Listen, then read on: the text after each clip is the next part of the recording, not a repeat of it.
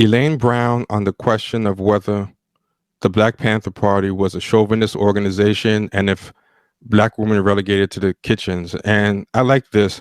They tried to ask her that same bullshit. There's a reason why a lot of these people who love celebrating a lot of the old black female activists, they don't really rock with Elaine Brown the way they do with, some of these other ones, because she's not really trying to play the I'm gonna be a mascot to the white liberals game. I mean, Angela Davis is pretty good, but Angela Davis, she's kind of enjoying her kind of celebrity with these white feminists and stuff. Elaine Brown's not really playing that game, so. Have been women mostly. No.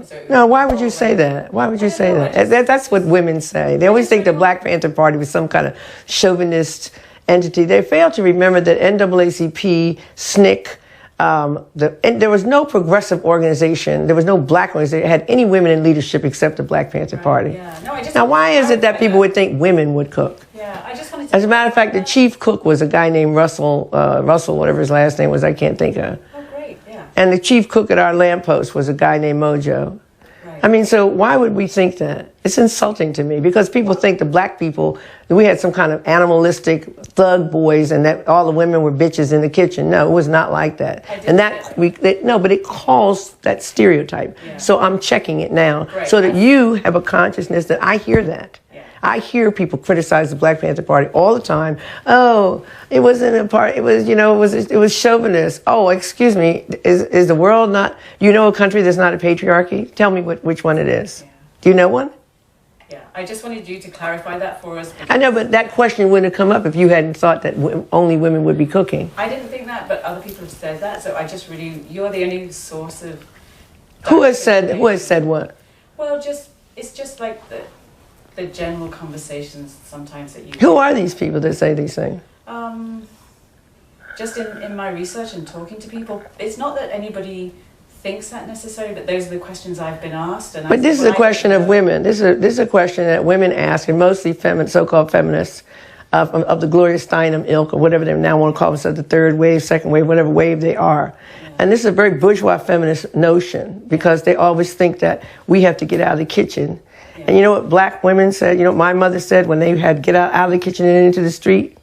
Yeah, I'd like to get out of the kitchen, your kitchen. Yeah. And it didn't even occur to these Betty Friedens and whatever her name is, former CIA agent Bunny, Gloria Steinem. Right. She admits that she worked for the CIA, so it's not something Elaine is making up. Okay, right. She talks about it, and she was also a Playboy bunny. And Gloria Steinem and the Betty Friedan, that group, those are the kinds of people that constantly said, oh, the Black Panthers were chauvinists, so I didn't want to be in it. So I go, okay, fine, well, what group are you in? Because you denounced the woman that became Roe, and she said she didn't accept third trimester abortion. So, I'm finished proselytizing on this. I just want to make clear that who cooked the food, like what? What difference does it make? We've thought of ourselves as an organization. If you had a job to do, you had an assignment. We were a paramilitary organization in the sense that people did not vote on what you did or what you didn't do. If you could cook, you would be cooking. If you could handle a gun, you would be handling a gun. Most women could not handle guns like men could, although all of us were trained on weapons, okay? So if you want to ask me about the internal workings of the Black Panther Party, then we can ask that. But when you start then that's a separate conversation. Yeah. But we're talking about the position that we were the only black organization that took that. Where were the Weather Underground when we occupied the building? Do you know? Yeah. SDS, the little People's Park people. Where were they? Where was the SCLC, NAACP, the Freedom, whatever it is, Africa, New Republic of Africa. Where were all those groups? So here you have an organization that had such an understanding of revolution in America that it actually participated and understood the connection and didn't care about the majority of people there were white. So where was the Native American? Where was AIM? Where was the Puerto Ricans? I don't know. We were there. Now you're going to question me about who cooked the food. What difference does it make to you who cooked the food? That's my point. Right, yeah. No, that's great. You've really clarified. I'm sorry to be, but I have to tell you, because we have to know this stuff. What difference does it really make who cooked the food? Yeah. The Black Panther Party delivered it every day. And if I remember, it was like 2 runs. I didn't do that. I was the chairman of the Black Panther Party. I was running everything. I was running, in 77, I was running Lionel Wilson's campaign. We had a big garbage problem that we had. We were trying to develop garbage. We had all kinds of other issues that we were working on. This was one of the issues that we were involved in. One of them. And we put our people where they were assigned to be, and they knew to do it. Nobody said, oh, let's see, I shouldn't cook because I'm a woman, what do you think? No, it didn't go down like that. If I said, and if the people under me said, and everybody that was under me, and the only one who wasn't under me was Huey P. Newton, he was in Cuba. So what went on the day-to-day operations of the Black Panther Party, we had a central committee, and so who did the newspaper, who sold the papers on that corner, I didn't deal with that. I don't know who sold those newspapers, per se, because they had people over them. And then I was over those people. You know, it went like that. Okay, I'm finished. Yeah, but now you have a perspective, because the Black Panther Party was a paramilitary organization. And unlike that's why we got stuff done. We didn't have people sitting around having dialogue about what do you feel and how do you feel. We didn't care how you felt. You either make a commitment to this or not. We'll listen to what you think is a good strategy, but it's not based on how you feel. It's based on what is going to be a correct strategy to create revolutionary change in America. Now, did we fail? Obviously, we did, because the party is over.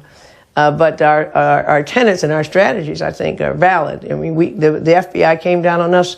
They didn't come down on Ed Roberts. You know, they came down on the Black Panther Party, and this was one of the reasons, because we connected all these people up to a revolutionary ideology. She didn't go for it at all. Yeah, she wasn't going for the okie doke. I have to give it to her. She was not really. I mean, it's a commonly repeated point, but to be fair, bullshit. They know what they're doing. See, this is what a lot of these white liberals try to do. They make you into the ventriloquist puppet and make you say what they want you to say. Then they pretend they got it from you. That's why they want you to say it. Like, that's why, like, no matter how I get on some of these intersectional feminists or anything and all that stuff, I always get on these white liberals more, because they incentivize the intersectional feminists to say it, and it's ultimately their fault, you know? So, yeah, I mean, she should press the interviewer like that, because she knows, because the interviewer's trying to do it to her. The interviewer asked a question, like it's an innocent question, and the interviewer is probably going to try to say she got it from some people, but the interviewer is trying to goad her into saying what she doesn't want to say herself. That's what she's trying to do. So don't go for that. They play dumb, and they'll be like, oh, well, so-and-so said X, Y, and Z. But do you know how you know that's bull? I'll tell you how you know that's bull. A lot of times, these liberals and stuff will get in my mentions and my replies and be like, well, you know, such and such happened with, like, you know, sexism and all this stuff. And then I'll give examples of my own lived experience as a Black person, right? And they'll be like, well, have you read Bell Hooks? Have you read this and that? And then some Black woman will jump into the mentions and take my side. And the white liberal will be fighting with us. Like, I guess you're not listening to they'll tell other Black women, not just me. There'll be Black women in past. Well, I guess you're not listening to Black women because so-and-so said this. So it's like, wait a minute. If this is just about you just being ignorant and listening to whatever, you know, because you're such a good liberal and you just want to listen so well and just be such an ally, why is it when Black people tell you what you don't want to hear, suddenly you push back and you know better? Like, why are you not deferring to us? Because you choose what you want to listen to. You know, you choose what you want to listen to. It's fake. There are so many white liberals who disagree with me and people like me and people like Vita and a whole bunch of us at will all the time and lecture us on what's really happening in the Black community with patriarchy and all that all the time. They will argue back against like 99 of us with quotes from one of us, you know? So, yeah, don't go for that okie doke. That's what they want you to think. It's not their fault. I got it from the other jungle people, you know? They told me that. Yeah. All the time, I always say, it's like, listen to Black women. Trust Black women. No, not that one. No, not that one. Okay, I found one. Yeah, this is it. Yeah, so they know. And Elaine Brown was in her bag on that one. That's why you don't really see her making the rounds like Bell Hooks or Angela Davis or any of these people. because she's not really going to play their game with them. And she even called out their icons, and Betty Friedan and Michelle Wallace and all of them. So yeah, she wasn't going for it. Yeah, they are the masters of you said it first. Yeah, they bait you into saying what they won't platform you in the first place if you don't say what they want to hear. You won't even get a platform. White people didn't give Elaine Brown a platform. Yeah, so I think she did the right thing because she's saying like, I hear what you're really trying to say, and she was right to press her like that because they're trying. That's what they go for. They go for that plausible deniability and act like you said it. They will goad you into saying what they believe, and then if you don't do it, they'll punish you for it. And then if you do it, then they repeat it using you as a shield. So then, if it goes over bad, the black person gets into a bunch of trouble as being the coon. That's one thing where a lot of times, even when I'm calling out some black person for doing or saying something very anti-black, I always try to keep the ultimate target on the white person that propped them up specifically to say that. You know what I mean?